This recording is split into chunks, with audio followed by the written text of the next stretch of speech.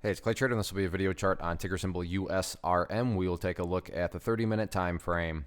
Real quick, what do I mean by 30-minute in case maybe you're new to charts? Instead of each one of these candlesticks here representing 1 day's worth of price action, which is what you would normally see, each one represents 30 minutes. So while this here may look like several days worth of time, it's actually just today's price action broken down into 30-minute time slices. I like to do this time frame. I think that's a good job of telling the quote-unquote story of the price, and then makes mapping out levels of support and resistance a bit easier to see. Had quite a few questions coming on this one and finally getting around to doing it. But first off, as far as uptrends are concerned, if you're looking for an example of a beautiful uptrend for a textbook, then you could definitely throw this one right into that textbook.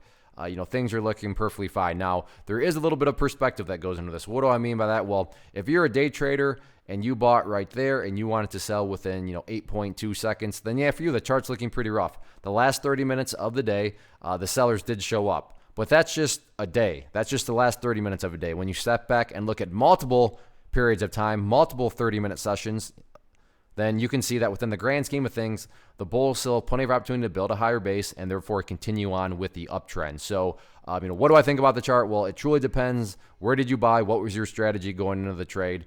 But if you care about the big picture of things, the overall quote-unquote story, then the bulls are still in control. And really the easy way to look at that, the very simplistic way to measure the quote-unquote health of the bulls is just to watch that purple line right there, which is the 50-period simple moving average. Keyword, they're being moving. So as time goes by, that line's going to continue to move its way up there. And like I said, easiest way to look at it, as long as the price is above that purple line, the bulls are in full health. No questions asked. Bulls are in full control. So use that, as kind of your trend line, if you will. And again, as long as the price is above that, everything's perfectly fine. I mean, this was a nasty red candle, but you don't even have to look at any other charts. There was a nasty red candle. There's a nasty red candle. And from the grand scheme of things, those candles didn't even mean anything because the price just continued to build higher bases, and that's definitely the key going forward. What about levels of resistance?